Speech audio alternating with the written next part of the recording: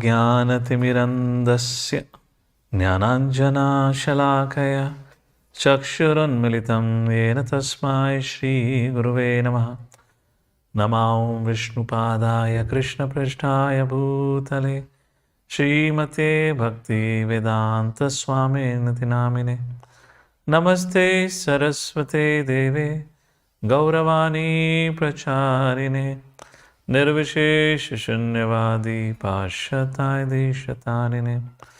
Jai Shri Krishna Chaitanya Prabhu Nityanand Shri Advaita Gadadhar श्रीवासादि Gaur भक्तवृंद। Hare Krishna Krishna Krishna Hare Hare, Hare Ram Ram Ram Hare Hare.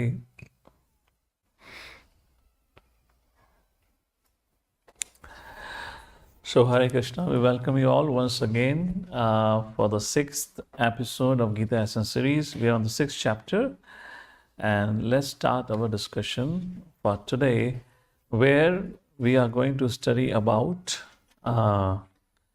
Ashtanga Yoga, Dhyana Yoga or Hatha Yoga, which is the subject matter of today's discussion. So let's begin with our discussion. So before talking about chapter 6, let's take a quick recap or do a quick recap of the 5th chapter of Bhagavad Gita that we discussed yesterday, Inner Peace.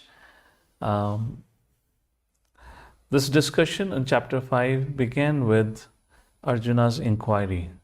What is greater? What is better? Not greater. What is better for me? Krishna, are you trying to tell me?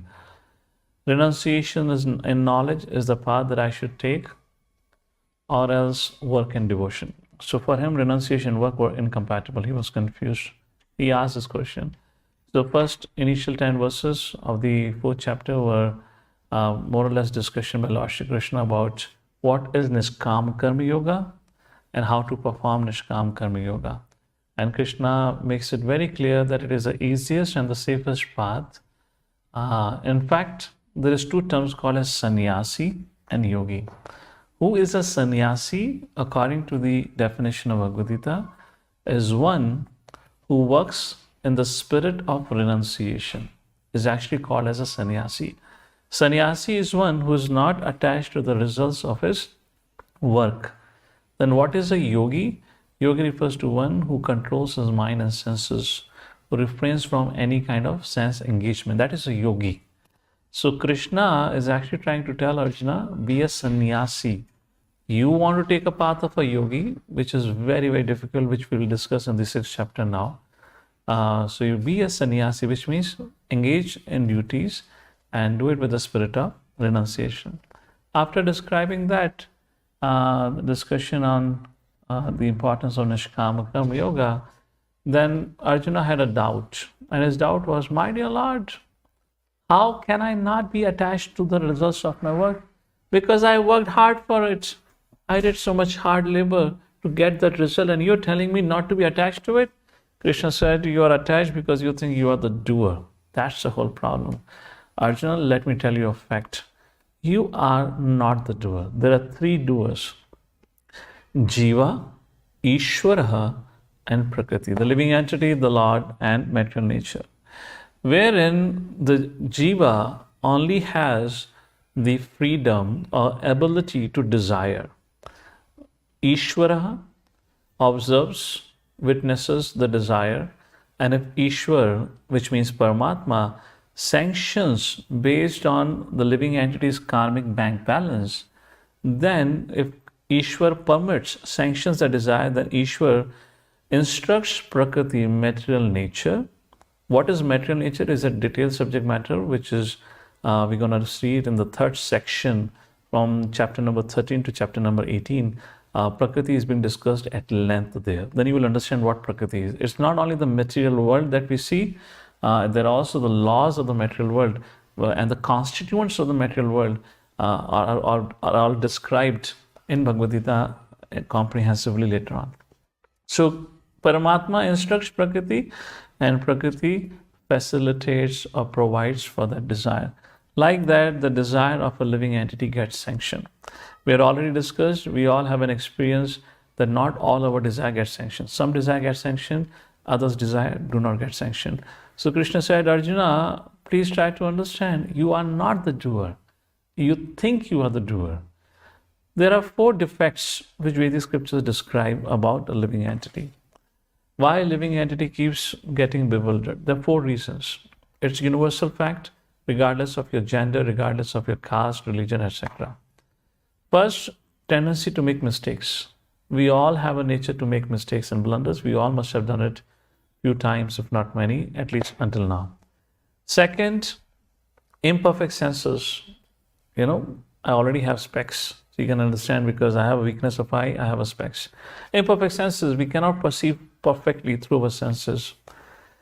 Then cheating propensity. Third, is a cheating propensity where it's innate, it's a part of our nature for a conditioned living entity. For the sake of one's own self-interest, person doesn't mind speaking a lie or cheating others. We all would have had some experience of this also. And the fourth is tendency to be illusioned. The greatest illusion that we all are already existing in is considering I am the body. Just use the principle of logic. For example, this is my phone, right? I say this is my phone. This is my head, this is my head, this is my face, this is my shoulder, chest. This is my body. If this is my smartphone, am I become the smartphone? Then how, if it is my body, how am I the body? I'm just using logic here. So to be illusioned. So MISC is an acronym, tendency to make mistakes, to be illusioned, imperfect senses, C for cheating propensity. How many of you agree that yes is actually factual? Have you experienced these 4 defects? Yes or no? Hare Krishna. Do you all agree with this? Yes or no? That these are defects that exist. And in case somebody doubts, have a doubt on it, we can discuss. You can ask a question. We can discuss why, if in case you don't agree with this. That's the point here. Of course, I have this slide in Hindi because I just prepared it some time ago for the Hindi session and I couldn't translate it. Don't worry, we'll have the translated version for you when you get the PPT actually uploaded on the present website. So Lord Shri Krishna tries to tell Arjuna, when you understand this concept of doership, you're not the doer, then it but naturally invokes detachment in you, because you realize that you're not actually the doer. So why should I be too attached to the results when I am not the doer? Detachment comes naturally, because now a living entity knows without the sanction of the Lord, nothing happens. And that's the screen, that's the principle you see on the screen in front of you. So Krishna says, one who purifies his vision and activity by Nishkam Karma Yoga can make further advancement by practice of meditation on Super Soul by Ashtanga Yoga method. Therefore, Lord Shri Krishna speaks about Ashtanga Yoga in the 6th chapter. By meditating on the Super Soul, one can develop the devotion to him in Bhakti Yoga, understanding that Krishna is the supreme enjoyer, ultimate controller, and the best friend. With this understanding, now Lord Shri Krishna begins to speak the 6th chapter. However, 6th chapter begins with the question of Arjuna. That's the background to which Lord Shri Krishna introduces Ashtanga Yoga. But 6th chapter begins with a doubt. In 5th chapter, Lord Shri Krishna said, how to perform Nishkam Karma Yoga. He said, to perform Nishkam Karma Yoga, you have to keep your mind and senses under control. So how to perform activity without attachment? 3 doership, or 3 doers concept have been discussed. Act with the body, mind and senses for the purpose of purification. That subject matter is also clear. But Arjuna is not very clear. How do we exactly control our mind? Agreed upon? We have not discussed that. How can I control my mind? So Patanjali Yoga Sutra says something very interesting about the nature of mind. Patanjali Yoga Sutra compares mind to a monkey. Monkey is known for their restlessness, and they're always difficult, they're always disturbed, and definitely difficult to control. If you have been to Vrindavan, you know what I mean.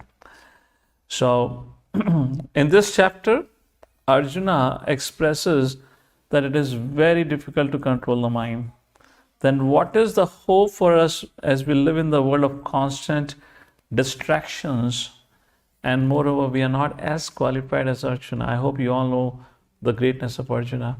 When the war would happen, and when as a warrior you have to invoke the celestial weapon, you're supposed to chant a mantra. And I've heard it is described that you have to chant certain mantras 108 times. You have to chant Sanskrit mantras 108 times, and after that the weapon will appear in front of you, which you can use. Secondly, the nature of the pronunciation of Sanskrit is such, if you make a little mistake, then mantra would not function. So imagine you're standing on a battlefield surrounded by enemies who are shooting arrows at you. Now you want to invoke a celestial weapon. What has to be, how strong and the powerful mind of the warrior has to be who is able to hold the celestial weapon with him, because he should be able to call on the celestial weapon within a fraction of a second. That is the greatness and the power of Arjuna. And Arjuna in this chapter is going to express, my dear Lord, I cannot control my mind. That's the point here. To give you an example of the mind of a modern day man, it can be compared to an intoxicated monkey who had just drank wine. Imagine his tail then has been tied with a pointed bush. And finally, a drunk monkey, intoxicated monkey with his tail tied to a pointed bush. And finally, he has been put into a cage with scorpions that begins to bite him. What a miserable condition. So what does it mean? We are comparing the mind of a modern day man with this situation of an intoxicated monkey whose tail is tied with a pointed bush and has been bitten by scorpions. So today, the mind is intoxicated of ahankar. I am the doer, I am the controller and proprietor. Today, the mind of every living entity, I'm talking the human being, is pricked by anger, constant anger, because our desires, all desires do not get fulfilled. And when desires don't get fulfilled, of course, kamesha, krodesha, the younger brother of kama is krodha. Krodha follows up. Therefore, people remain agitated all through. And is being bitten by scorpions, which means bitten by envy. This deep-rooted envy in the minds. That's the point. So precisely, this is the situation of a person who has failed to bring his mind under control, and therefore Lord Shri Krishna in chapter 6 is now going to speak about mind control techniques here. So let us begin our chapter 6 discussion titled as Art of Meditation. Here, the initial discussion begins with Ashtanga Yoga. This practice of Ashtanga Yoga, which has been introduced in the pages of Bhagavad Gita 5,000 years ago, today has become very famous, been practiced by millions and millions of practitioners all over the world. In fact, it is more than several billion worth industries in America alone, this whole yoga circle. You might have seen a lot of people in the morning carrying yoga mat, going out to perform a yoga. However, Lord Shri Krishna, the purpose of he introducing Ashtanga Yoga on the battlefield with Kauravas at the battlefield to Arjuna, through the means of Arjuna, Krishna wanted to make it very clear that it is a futile attempt to practice Ashtanga Yoga, which Arjuna would reject, as we'll see ahead in the chapter.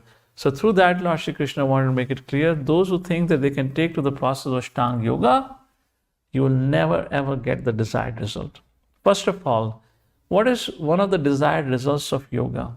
One of the desired results of yoga is not to have a good physical health. That's a side product which you will get nonetheless. The objective of yoga is not to give up work. The objective of yoga is to learn to control one's mind, bring it under one's control, which is right now completely wild. That's the purpose of yoga. So through this Ashtanga Yoga process, when Lord Shri Krishna delineates the rules and regulation of Ashtanga Yoga in this chapter, Arjuna gives a very, very interesting response. And what was his response? Let us wait for some more time. We'll see how Arjuna responds when he heard the rules and regulations of Ashtanga Yoga. And people today at large, they try to practice Ashtanga Yoga. So please make a note if in case you know somebody who practiced. One of the aspects of Ashtanga Yoga is Hatha Yoga, that actually how Arjuna reacted to it. To make it simple, the acronym for this chapter is EZ, where E stands for enemy of friends. How many of you have an experience when you have to make certain choice, there are two voices within? One says do it, other says don't do it. And they keep hounding us. Yes or no? We have had that experience? Sometimes for certain thing, there would be a voice who say, oh, you should do it. This is going to have you a great experience. And the other voice says, oh, no. You'll become addicted to it. It's very sinful. If in case, let's say smoking as an example, if you smoke, then you might get lung cancer and whatnot. And the other voice says, no, you should do it. Don't you see? You'll be able to make friends around. Otherwise, you'll be boycotted. You'll have a social boycott if you don't smoke, something like that. So we all have had that experience, isn't it? So Lord Shri Krishna speaks about that, this voice in this particular discussion that we're going to see. So the point is, who exactly is this voice? One voice is of the mind, other voice could be of the intelligent. But the point that Lord Shri Krishna makes in this particular set of verses, Arjuna, if our mind is controlled, then that mind becomes the best of the friend. However, if the mind is uncontrolled, then it will always take you into the wrong direction. Therefore, Krishna says, Udharat atmanat manam natmanam avasadayat atmaiva hi atmano bandhur atmaiva ripuratmanaha. Mind can be one's foe, means enemy, or a friend. One must deliver himself with the help of his mind and not degrade himself. The mind is a friend of the conditioned soul and his enemy as well.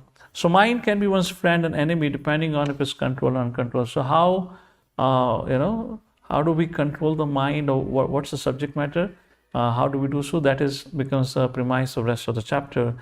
In general, Lord Shri Krishna gives an advice for everyone in the 6th verse of chapter 6. And he says, Bandhuratmatmanas tasya yenatmevatmanah jitaha anatmanastu shatrutve vartitatmaeva shatruvat.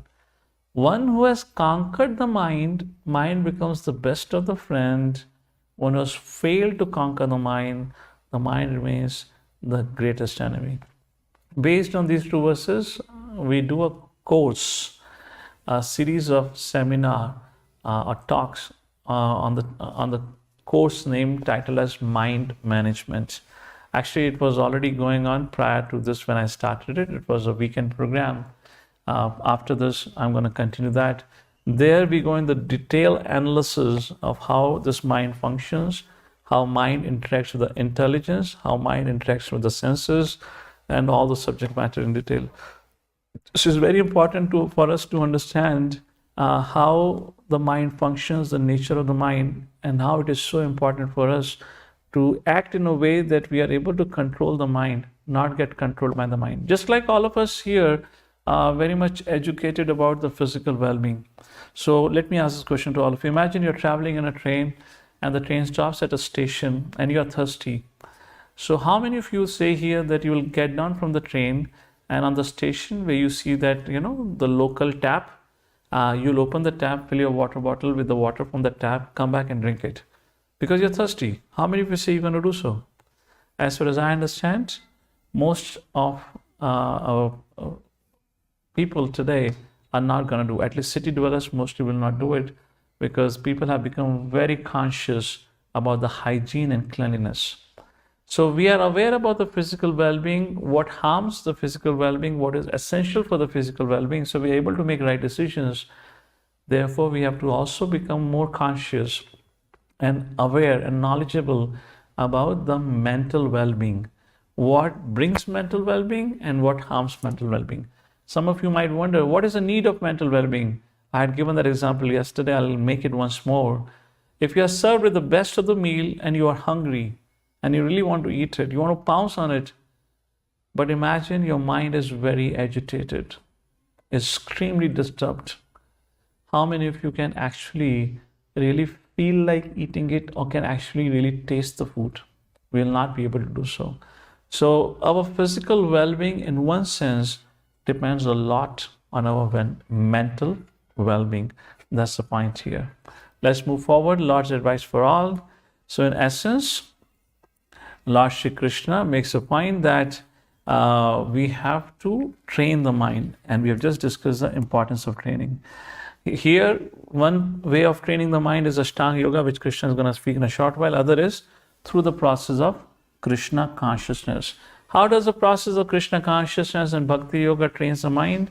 It always engages the mind in serving the Lord, in meditating or contemplating about the Lord, through the process of chanting the holy names, through the process of reading and hearing like that. So the purpose of yoga practice is actually to learn to control the mind. According to psychology, let's do a little analysis on the subject. According to psychology, the mind can have two states called as healthy and unhealthy state of mind. Let me give an example of what is an unhealthy state of mind. Imagine there is a glass of water which is half full, is kept in front of the table, in front of this particular person who's having this unhealthy state of mind. So when he would see this, what would he say? Oh, it's half empty. Why this glass is not full? So what is not there is what he's going to focus and complain about it. What is there, he's not going to look at it. So for such a person, who we are calling as an unhealthy state of mind, imagine he has a good occupation, has a good family, has a great loving parents, good relationship in the society, everything, even if it is good for him, he is such an expert in finding what is missing in his life. In other words, he is always pessimistic about life and always keeps whining about what he has not achieved rather than looking at what he has already achieved. So which means they are chronic complainers, they are fault finders. This represents unhealthy state of mind. For him, for such a person, even the best of the relationship can become the worst because of their inherent nature of finding constant faults in others. Whereas, what is a healthy state of mind? When they look at glass half full, they say, oh, it is half full. I'm so grateful, at least the glass is half full. For such a person, every morning when they wake up, they have a smile on their face and they see it as another opportunity given to them by the Lord to fulfill their dreams and to serve the Lord. Rather than saying, oh, I could not do, or I failed, or my dream was not fulfilled, or my things that I wanted to achieve, I could not achieve. They don't complain. Such people you can call as a positive mindset, where they're always looking in the future, hopeful, and they're always thankful and grateful for what they have got in their life. So I believe you all understand the importance of it, and I believe everyone would know that to move from the unhealthy to healthy state of mind is in one's own good interest like that.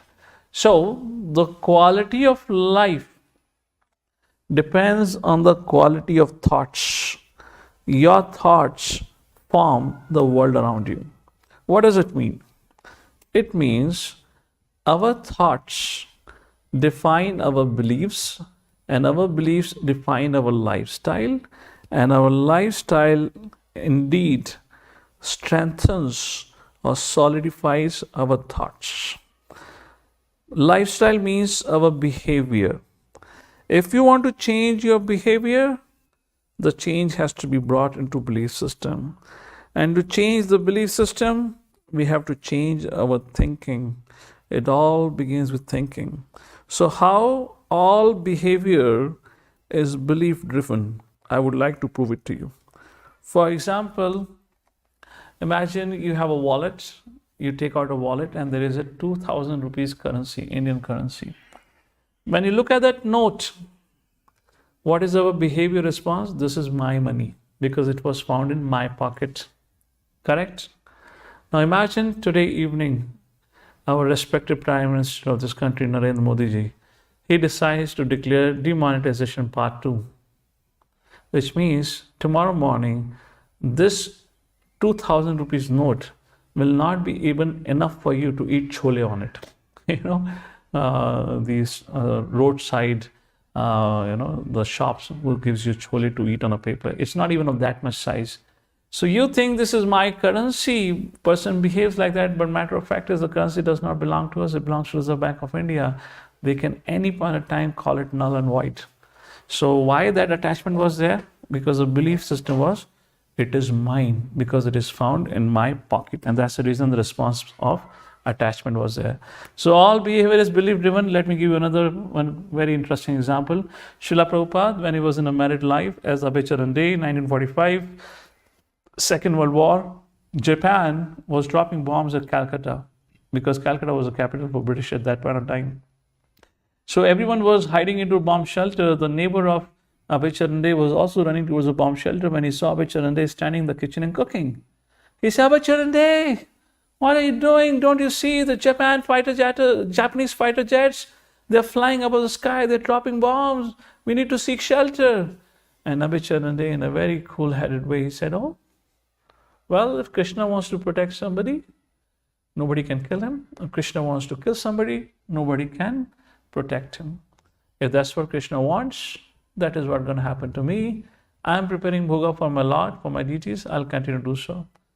So Srila Prabhupada's confidence, that cool-headed response to the situation of crisis, was based on his belief that Krishna is my ultimate protector.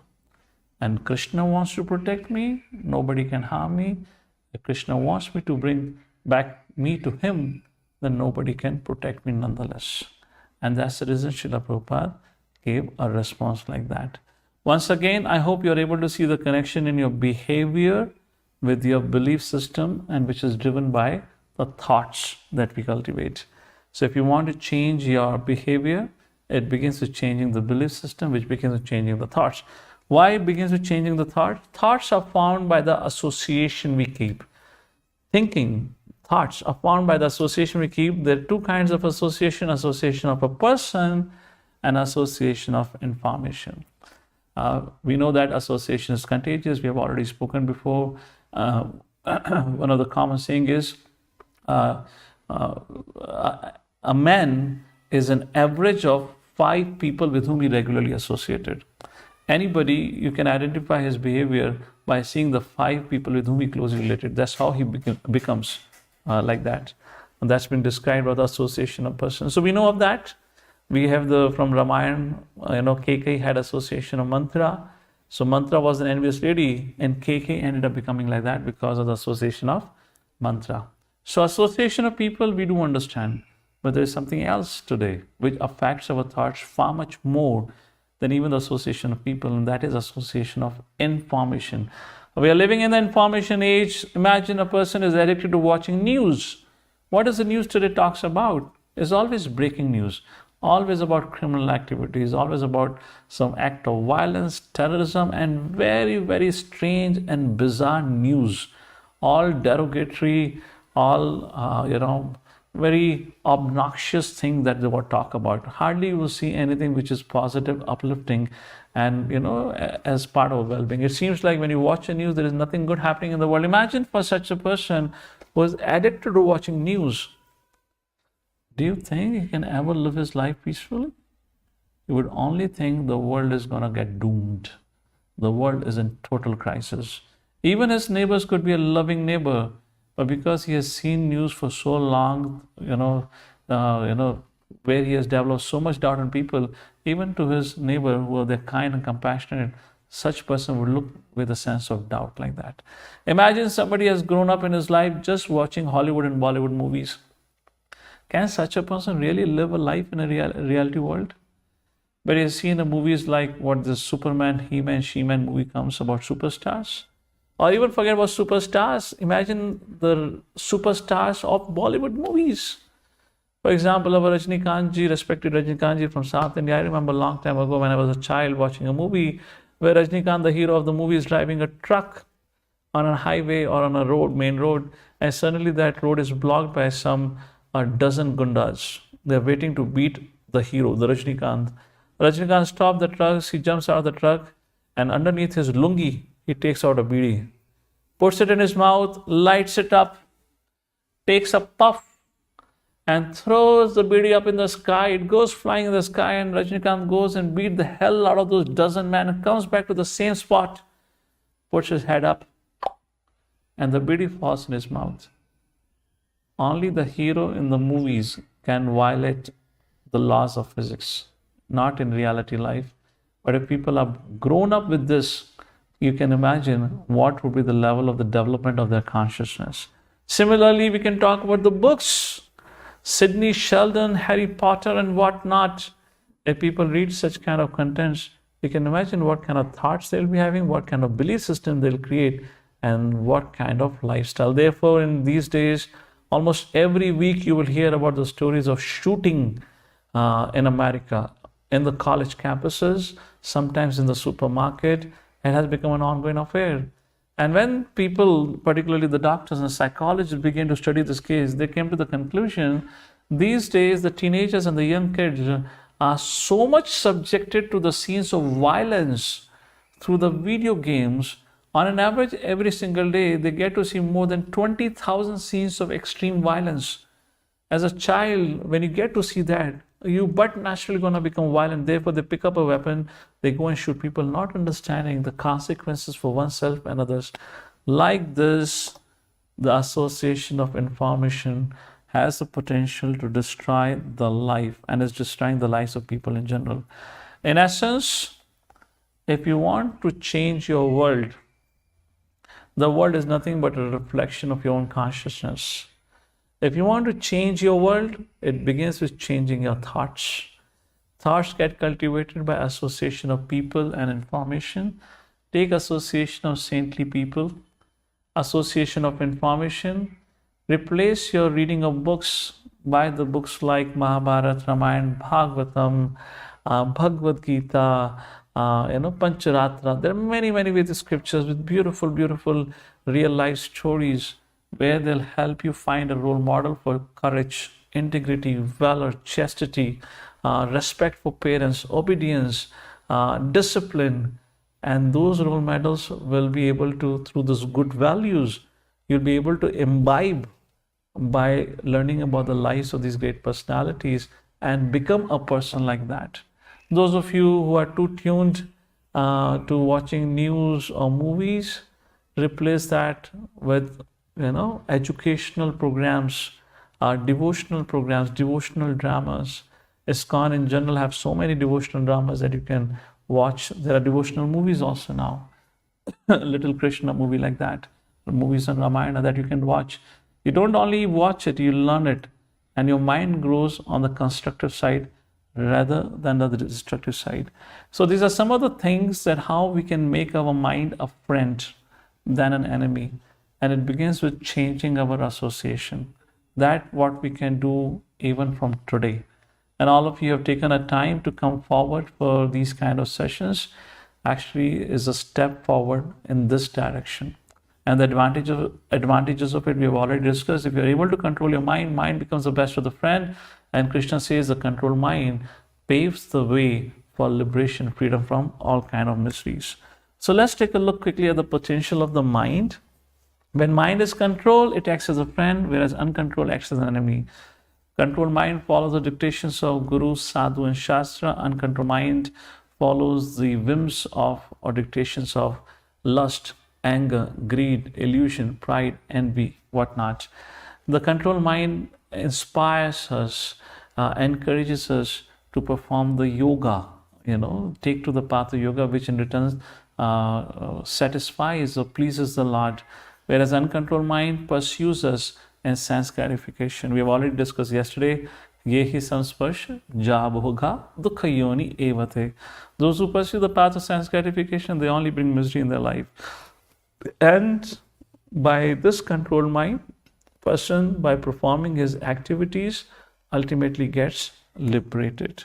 Whereas for an uncontrolled mind, such a person only becomes more and more entangled. So it was a very important discussion on mind control. Therefore, I thought along with the instructions of Bhagavad Gita, I'll a little bit bring in psychology. Before I move on to the next subject matter, just let's have a quick question for all of you to see how much you have understood the subject matter. I'm going to give you 4 options. You have to select one of the option which you think is the right option for the question that I'm going to ask you now. And the question is how to train your mind to become a good friend. How you can train your mind to become a good friend. Or in other words, to be controlled. The first option, follow the dictations of mind, which means my mind is already my good friend, is already under my control, so I follow whatever mind says. Second, follow the dictations of saintly people, the scriptures and the sadhus. Third option, follow advice of my like-minded family members, friends and peers. They themselves are uneducated in the science of spiritual science. So we take an advice from those ignorant selves. Or the fourth option, watching the primetime news, reading novels and fictions, and they would help me train my mind. And that's how I'll become successful. So according to this four, what is the right answer? How many of you think, or what according to you? First, second, third, fourth? So the reason I ask this question in between during my sessions is just to know how many of you are awake, because I cannot see. I can only understand if somebody is awake or not if they type back anything on the chat box of the Zoom. And anyways, the audience is such, people generally don't keep their cameras on, so we don't know what's going on here. So that's the reason I asked the question. So thank you. I see many of you responding. So with this, we come to the conclusion of the first part of the discussion, how to control the mind. Let's come to the second part of the discussion, Ashtanga Yoga. So one way to control the mind is through the process of Ashtanga Yoga. What is Ashtanga Yoga? Ashtanga Yoga involves living in seclusion, practicing complete celibacy, giving up your family life, professional responsibility, the comfort of your home, the city dwelling, go to the forest, live there, perform severe austerities. What do you eat? Whatever falls from the tree naturally, you eat. Where you take bath? In the cold, chilly water, regardless of whether it is summer season or the winter season. What do you wear? Whatever tree barks you find, you wrap it across your body. Where do you sleep? You sleep on the barren land. How do you protect yourself? You don't do anything for your protection. You're there to perform meditation. That's how you live your life, complete celibacy, nobody around you. Your whole idea is to, purify your mind through the process of austerities. How many of you find it interesting and practical way of controlling mind? In other words, how many of you thinking after this session, Prabhu, I'm going to the forest right away. I found an interesting way of controlling my mind. I'm going to be an Ashtanga yogi. So tomorrow onwards, don't mind, I won't be available to attend rest of the Bhagavad Gita sessions. In fact, most of us will probably agree it is very, very difficult and undoable way. So what is Ashtanga Yoga? Ashtanga Yoga means Ashtanga, 8 limbs. The first 4 limbs forms the limbs of Hatha Yoga, which is very famous these days. But people don't understand, before they do asana pranayam, there are 2 more steps called yama and niyama. So yama means, to give up certain things. Niyama means to practice certain things. I'll talk about in the next slide. Asana means sitting postures, and pranayama means breathing exercises to control the breath like this. So in fact, Patanjali says to do asana and pranayama, particularly pranayama, to do pranayam without having a proper practice of yama niyama, which means somebody who is a smoker or drunkard, if these categories of people take to asana and pranayama, actually it will become more dangerous for them rather than well-being. But people these days, to make a business, are actually teaching without talking about rules and regulations. After that, the 5th stage is called pratyahara, withdrawing of the senses. And then comes the last 3 stages called as dharana, dhyana, samadhi. Dharana means holding the object of meditation. Dhyan, meditating on that object of meditation. Samadhi, completely getting into a trance, spiritual absorption. So what is yama and niyama? Yama means social discipline, which means like ahimsa, non-violence, satya, truthfulness, not stealing anyone's property, practicing celibacy, non-possessiveness. So this is social discipline. Niyama means personal discipline, which means austerity, swadhyaya, study, contentment, cleanliness. This refers to yama and niyama. In other words, yama means to give up the don'ts, and niyama means to accept the dues, yama and niyama. So when Arjuna heard about all this thing, going to the forest, giving up family life, so much to do, which is called as Ashtanga Yoga. Through that, one can learn to control mind. Arjuna, how did Arjuna responded? I told you before, right? When Krishna speaks about Ashtanga Yoga, was actually to bring out the point how impractical it is. When Arjuna heard it, he said, "My dear Lord, mission impossible. O Madhusudan, the system of yoga which you have summarized appears impractical and unendurable, for the mind is restless and unsteady." So Arjuna says to Krishna in verse number 33, "My dear Lord, this yoga is the yoga is impractical and unendurable, since mind is restless and unsteady." So which yoga is he rejecting? He is rejecting the yoga described from verse number 11 to verse number 32, that is Ashtanga Yoga. Why Arjuna calls it impractical? 3 reasons.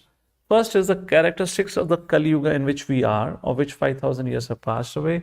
The beauty of this Kali Yuga is people are already intellectually dumb and deaf, which means neither they have a long life, neither they have a mental strength, neither they have a spiritual interest. Now, for these people, for such category of people to perform Ashtanga Yoga, which is so austere, so severe, how is it ever possible? Now, why impractical for this age? Because Arjuna is saying it is impractical.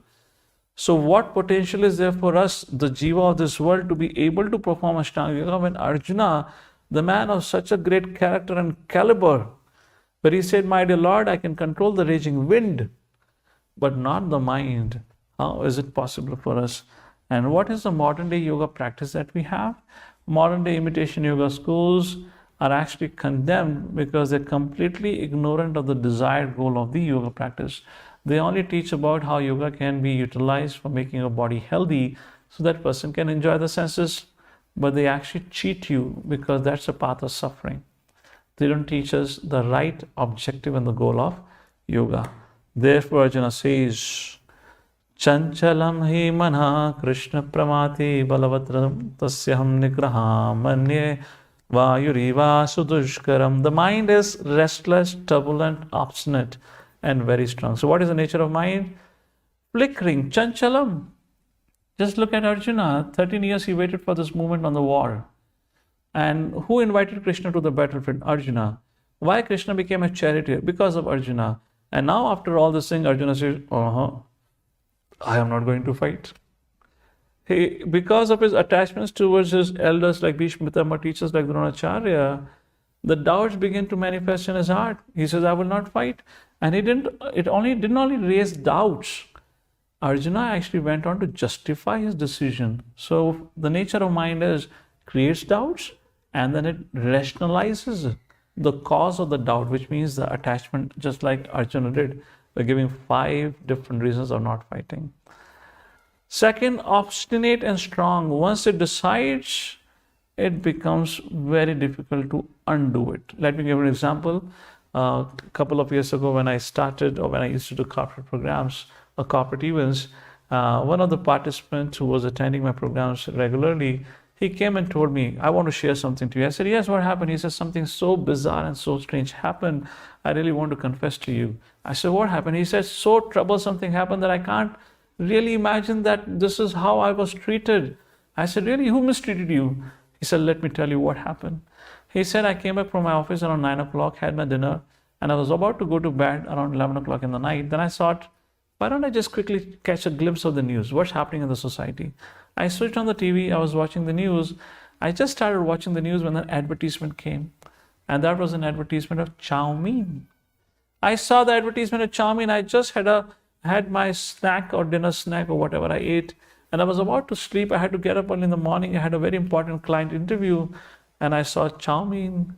Suddenly my mind began to yell, chow mein, chow mein, chow mein. I have not eaten chow mein for so long. I want chow mein. I want chow mein. I became so crazy because of my restless nature of mind. My mind forced me to get down from my apartment, get onto the bike. I put the key into the bike, came out of my society in search of chow mein. It's 11:15 in the night. I'm on the streets of Pune in search of chow mein. Whichever restaurant, whichever hotel I went, either the hotel did not serve chow mein, or if they served, they closed, or else they were out of stock. Like this, in search of chow mein for 3 hours, I kept on moving all around North Pune to South, East Pune to West Pune. After 3 hours of my unsuccessful attempt to fulfill the desire of my mind, I came back far greater frustrated, dissatisfied, and also fearful now, because it's almost close to 2 o'clock. I have wasted so much of my time and my mind is so crazy, so much I could not fall asleep. And because as a result of it, next day, the very important client interview that I had, I flunked. I missed out on a very great professional opportunity. And he said, I could not believe I could be so badly mistreated by my own mind. Yes, no. Any one of you have an experience where you can realize and remember that how our mind has hijacked us and has caused us severe troubles? Yes or no? So that's a point to think about it. And that is what it means by the obstinate nature of the mind. Let's move forward. Third thing he says, turbulent, which means once it decides for something, it is willing to break the walls, means violate any rules and regulations for the fulfillment of his own selfish desire. So after discussing the problem, there has to be solution. Indeed, there is a solution which Krishna offers. Krishna says, yes, Arjuna, I totally agree with you. And Krishna says in the 35th verse, Shri Bhagavan Uvacha, Asamshayam Mahabhavo. Very interesting. Asamshaya means without a doubt. Samshaya, doubt. Asamshaya means without a doubt. Mahabhava, Arjuna, the mighty warrior. Krishna encourages Arjuna, don't become so hopeless in life. Do not forget, you are a mighty warrior. Asamshayam Mahabhava Durnigram Manochalam. I totally agree, to control this mind is very, very difficult, but not impossible. It is possible to do the impossible. And how it is? Abhyas sena tu kaunteya vairagya cha grihate. Arjuna, by suitable practice and detachment, you can control your mind. So what is a suitable practice? The suitable practice is to follow the do's of Bhakti Yoga, chanting the holy names of the Lord. Hare Krishna, Krishna Krishna, Hare Hare, Hare Ram, Ram Ram, Hare Hare. Not once in a while, every day. Not only chanting, but to wake up early in the morning, read scriptures, hear about the scriptures, worship the Lord. Like that, follow the different limbs of Bhakti Yoga. What is Vairagya? To avoid all those things who prevents you from doing the needful activity, which means the activities of Bhakti Yoga. If your mind gives you ideas of not attending educational programs like this, then that is what is called as Vairagya. Not to accept the demand of the mind and to do what is essential. Like this, Krishna says, Arjuna, if you do this abhyasa, or doing the right things, and Vairagya, giving up the things which are detrimental for you, you will be able to control your mind. Then Arjuna pondered and he thought, my dear Lord, but what happens to those who, despite their attempts, are unsuccessful in this lifetime to attain the perfection of yoga? Would he be left in a no man's land wherein he didn't got a spiritual success and he gave up on his possibility of material success? So this brings us to the last section, the third last of this chapter 6, S for success or failure. Why Arjuna is asking this question? The reason for asking this question is very simple. Why? Let's take a look first of all what Arjuna said, then I'll give you why Arjuna is asking this question. Arjuna in verse number 37 and 38 spoke as follows. O Krishna, what is the destination of the unsuccessful yogi who in the beginning take to the process of self-realization with faith, but who later desists due to worldly mindedness and thus does not attain perfection in mysticism? There are two possibilities of candidates coming to practice Bhakti Yoga. One possibility is somebody is distressed, disturbed and distressed and want to get freed from those sufferings. He comes to the path of Bhakti Yoga, takes it, follows it, Once he gets freed from his suffering situation, he goes back to his worldly life. Another situation is where a person comes with a sincere heart, he takes it, but maybe because of premature death, or maybe because we're living in a world of distractions and deviations, may get distracted and may take to some of the processes like Ashtanga Yoga, Gyan Yoga, etc. So what happens to them when they fail to attain the perfection of Bhakti Yoga? So Krishna says, Arjuna, do not doubt. Their success is guaranteed. Somebody has done a PhD from Oxford University. When he is born again, he has to still go to nursery school. In the path of bhakti, wherever he lives, he continues from that point in his spiritual life. His spiritual life, his spiritual credit is never resetted. Wherever it is, it holds on there, and from his next life, he begins from there. So therefore, Krishna says, those who come and practice for a short while and they go away, they get birth in heavenly planets, and thereafter they take birth in the rich family. And those, why heavenly planets and the rich family? Because they don't have the worry of roti kapda makan, which causes constant fear and anxiety. So bodily needs are totally taken care. So now they can very easily practice spiritual life because they don't have to worry about it.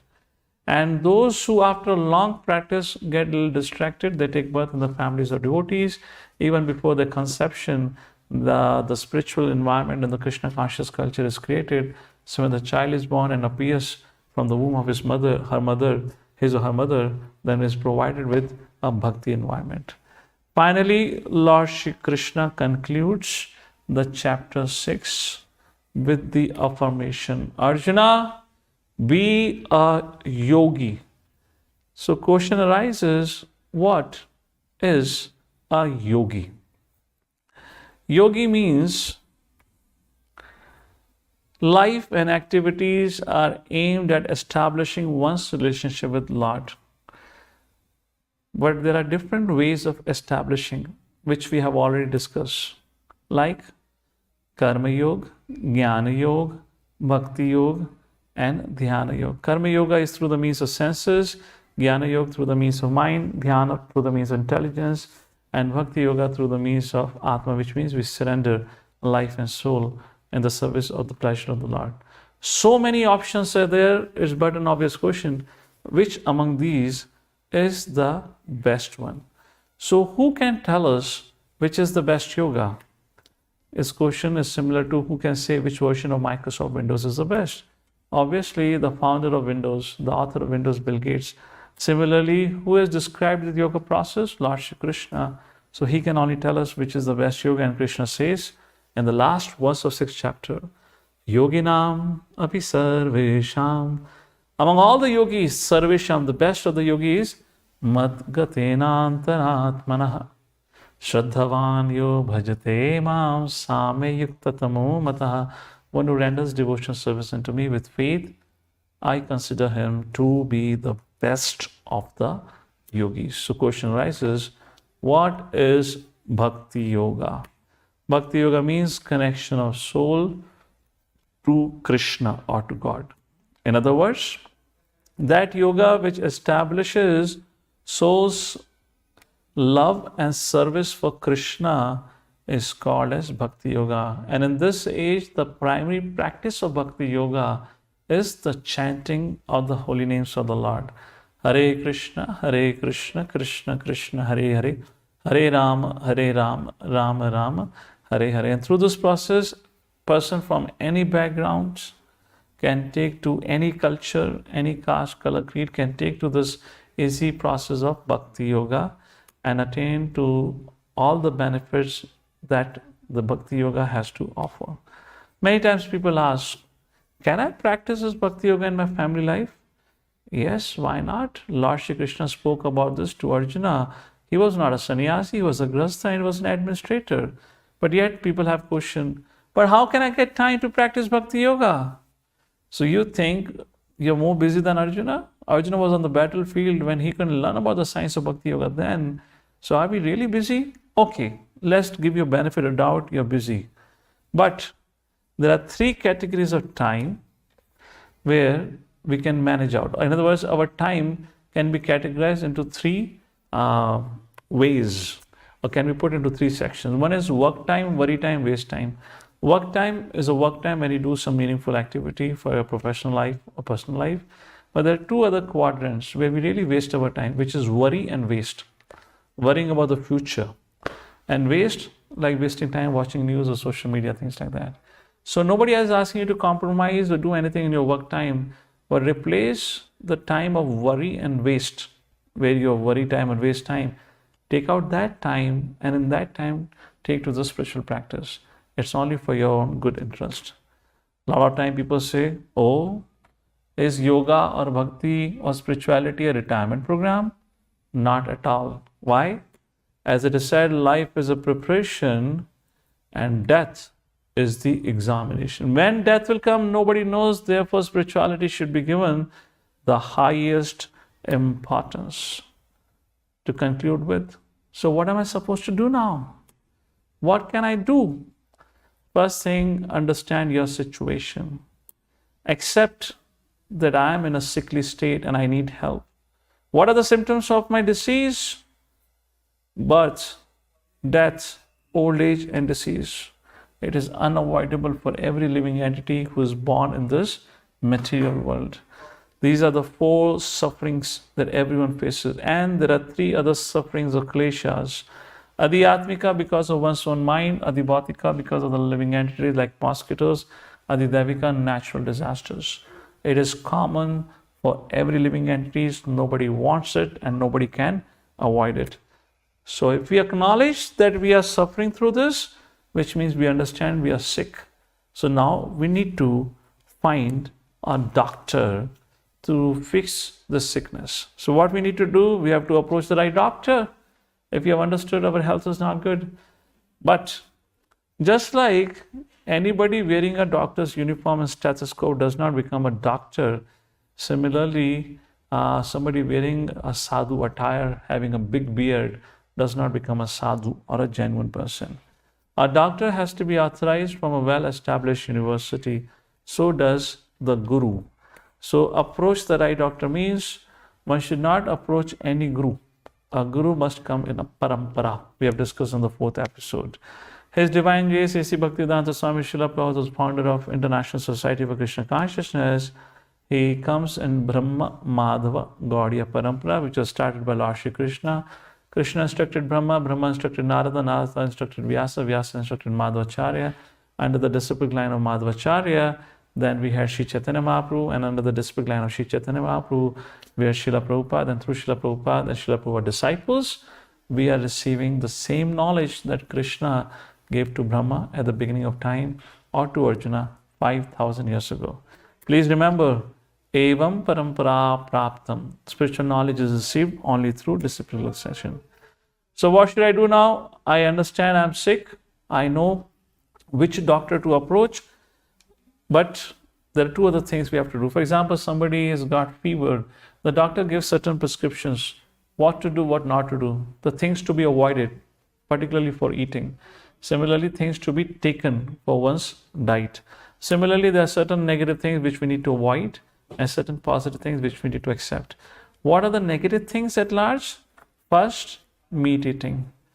Second, gambling. Third, intoxication. Fourth, illicit relationship, extramarital affairs like that. So these 4 sinful activities must be avoided, because if somebody engages in it, it is only going to increase that person's material favor.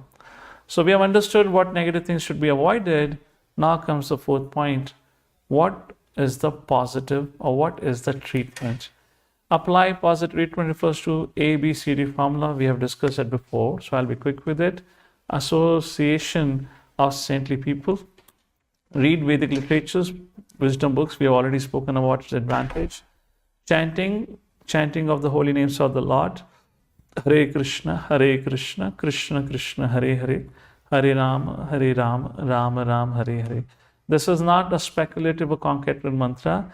This is found in Kali Santarna Upanishad, where it is said, after searching through all the Vedic literatures, one cannot find a method or religion more sublime from this age than the chanting of the Hare Krishna Maha Mantra, like that. And last is D for diet, which means Krishna Prasadam. First of all, we should begin with vegetarian diet, and then under the guidance and association of devotees, we can learn the art of converting this vegetarian diet into a prasadam. So these are the positive treatment that we need to apply, and if we do so, we can learn the art. Actually, we can control the mind, and to the degree we're able to control the mind, to that degree our mind becomes our friends, and to that degree the whole world view for us would change. In whatever situation of life we are, we'll find a great sense of satisfaction, we'll find a great hope in living, a lot of enthusiasm, joy in our current life. Our whole life becomes a hopeful and a wonderful experience, and altogether we please the Supreme Personality of Godhead, who showers His unlimited mercy, makes this life's experience a fantastic experience, and also creates a wonderful opportunity beyond this life by bringing us back to Him, back to home, back to Godhead forever. With this, we conclude the 6th chapter of Bhagavad Gita and also the first 6 chapters of Bhagavad Gita, which forms the category of Karma Yoga. So in this chapter, the mind control and the techniques were discussed. Side by side, we also discussed Ashtanga Yoga, what is Ashtanga Yoga and how it is impractical. And among all the 4 yogas, like we have Karma Yoga, Jnana Yoga, Ashtanga Yoga and Bhakti Yoga, which is the best yoga. And what happens to those who have taken to the process yoga but are not able to complete that yoga practice in this lifetime? That question was also asked. So with this, we finally come to the conclusion of today's discussion. Sorry for being a little over time today. We went probably 5-7 minutes extra. It was a long discussion and I was a little quick probably.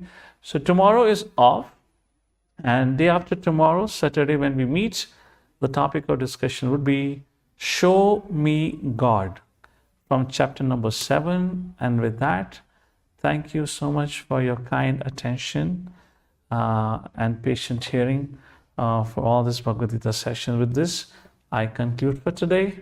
In case if anyone would have any questions or comments, we can open the forum for question answer. One more thing before we take any questions. Tomorrow is a holiday. Generally, I don't like to give a holiday because after a holiday, only God knows how many people would remember that there was a Gita sessions were going on. So we can not have holiday tomorrow. And if in case you would have questions which are still pending, we can meet to discuss questions. So first of all, what is the desire of the living entity? Holiday, vacation, or no vacation? Then accordingly we'll decide what do we do tomorrow.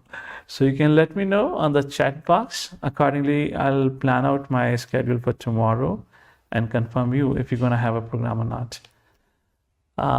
It's time for question. In case anyone has any question, they can go ahead. Let me just see the settings. The participants can unmute themselves in case if they want to speak. Hare Krishna. Prabhuji, Hare Krishna. Yes, please.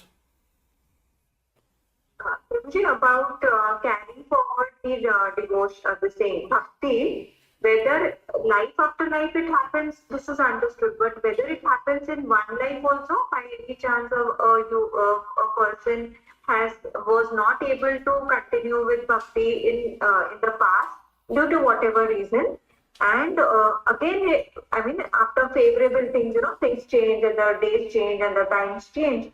Again, he or she moves to bhakti. So, is it the carry forward thing only we should say?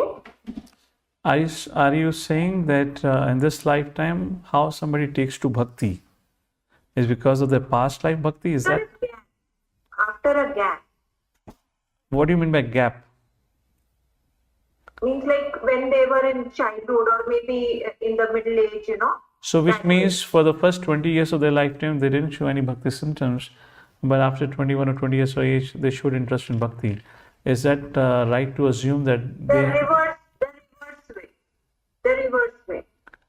What is the reverse way? I mean, like maybe at the age of 30, they are introduced to Krishna consciousness. 30 and 4-5 years, due to favorable sangha and everything, it goes well. After that, something, there is a shift and there is a gap. Maybe again at the age of 40, 42, again something goes favorable, and then again, it erupts that way. Correct, correct. So yeah, that's possible. Why not? Why not? So this lifetime or the next lifetime really doesn't matter. The credits are never lost. Whatever bhakti we have done, it remains as it is. Only thing is, because if we're not able to do bhakti or we're not able to remain progressive, the bhakti may not flourish anymore.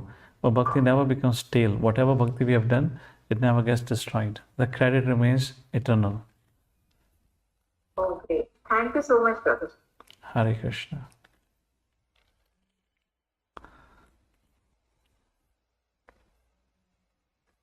Hare Krishna, Prabhuji. Yes, Hare Krishna. Prabhuji, as you said, there are 4 things that we should avoid. One of them is gambling. These days, due to this COVID and all, there are many people who are more inclined towards stock trading and this investing kind of things. So, do you think is it gambling or it's we can do this? So the principle behind why gambling has been mentioned largely because it corrupts the mind. And the classic example is of Yudhishthira Maharaj. How because of the gambling he lost all his intelligence and even put his own wife at stake. So it really makes you greedy.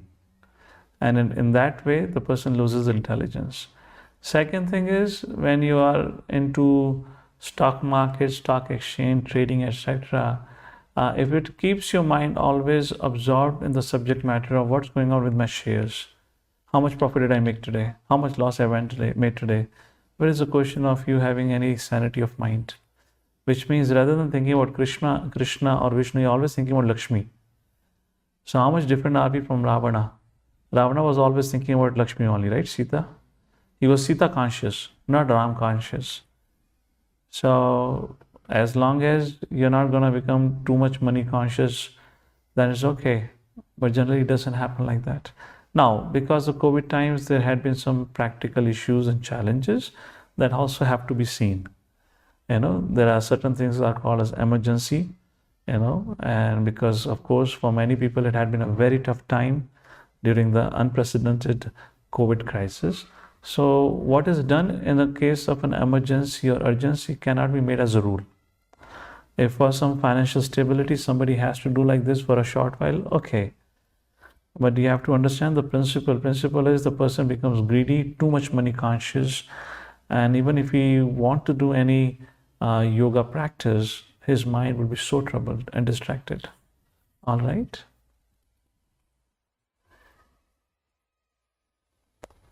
All right, Prabhuji. Thank you so much. Hare Krishna. Hare Krishna. Hare Krishna. So seems to be no more questions now for today. So with that, I'll pause. Thank you all for your kind attention and joining once again. Prabhuji, Hare Krishna. Who's speaking? we have posted our question there. Oh, please, if possible, read out. I hardly look at the chat. There's so many chat messages are going on. What's your question? May I read? Yes, please. Prabhuji, the question related to the question asked right now. When we are guiding people in their financial planning, because it's related to stocks directly, definitely, but it is related to mutual fund and protection and money multiplication, wealth creation, wherein Lakshmi is also required, and it is our Vedic culture that which tells us to do. So whether it will come under gambling or no? Financial planning is not gambling. Financial planning is essential for anyone and everyone just to take care of their physical well-being and future security. But one part comes under, one part of it comes from stocks also, capital market, stocks. So again, as I said, principle has to be understood. Those who are playing with the stock market, the nature is such because of fluctuations in the stock market. Every morning the person will wake up, the first thing will see what was the stock value. If that's what mutual fund is, a different thing is, I guess one-time investment, if I'm correct. I am really not very well sound with the financial aspects or investment part, but I believe mutual fund is something one-time investment and it's okay. You don't have to really worry too much about the market share or value of mutual fund. The stock market generally, actually, because there is a potential of overnight becoming a millionaire from a pauper, depending on how the stocks of a particular company does, and also becoming a pauper from a millionaire if some company crashes. So whenever you have this sudden, changes possible and potential case studies of people making a lot of money or losing money, it unnecessarily going to keep your mind agitated. Yes, Prabhuji, you have answered. Thank you so much. Srila Prabhupada ki. Is there a question? Hare Krishna, Prabhuji. Okay, so why don't you all raise your hand so I know before I think I have to conclude. If you already have a question in hand, you can please raise your hands at the cameras. Yes, please go ahead. Who is speaking? Prabhuji, my name is Gita. Yes, please. Actually, in practice of Bhakti Yoga, all these no meat eating, all these we are from childhood we are practicing, but eating onion and garlic is not so allowed, right, in the ISKCON. Correct. I'm unable to quit completely. I avoided maximum, but when we came to village, we are not able to. Correct. Completely. So, is it sin in eating garlic and onions? Okay. So certain things, because of certain family and social pressure, we might have to, of course, it is not as sinful as meat eating, which is a clear case of violence. The onion and garlic actually really affects our consciousness. Yeah. So in that way, it is considered more sinful because it has a direct impact on our consciousness. And there's a whole story behind this thing, which will not go right now. It'll take a time. So, however, it is not sinful in the sense of as compared to meat eating, which is an act of violence. So, because of certain situation, being a housewife, being a doctor, being a professional at times, because of certain situation, we may not have a food without onion garlic, and just to keep the people around okay and happy, we might have to a little bit accommodate. Okay, as on the basis of your faith, you can go ahead, but at least don't leave out on the most important aspect of spiritual culture, that is the chanting of the holy names and reading and hearing, because it's a subject matter, ultimately a subject matter of a faith. Just like Abhay Chanande had a faith on Krishna's protection. Similarly, when our faith rises to that level, whatever happens, Krishna is going to protect me and I'm going to follow the instructions. So then obviously we behave in a certain manner. We cannot imitate the behavior because it's what we are, what we are based on our faith. So fine, but do not leave on to the do's aspect of it. Kindly continue doing the spiritual practice that you're able to do. I'm pretty sure your situation would not remain like this forever, where you have to be with your family members. You might soon go back to your place where you may have the freedom to cook as you want to cook. And I don't know how much devotee sangha you have, but once you're back in devotee sangha, things will be taken care. Pray to the Lord is a very important activity. Pray to the Lord for strength and protection. Things should be okay. Don't worry. Krishna hears everyone's prayer. Things will be okay. All right. Thank you, Prabhuji. Hare Krishna. Hare Krishna. All right. Hare Krishna, everyone. Srila Prabhupada ki jai.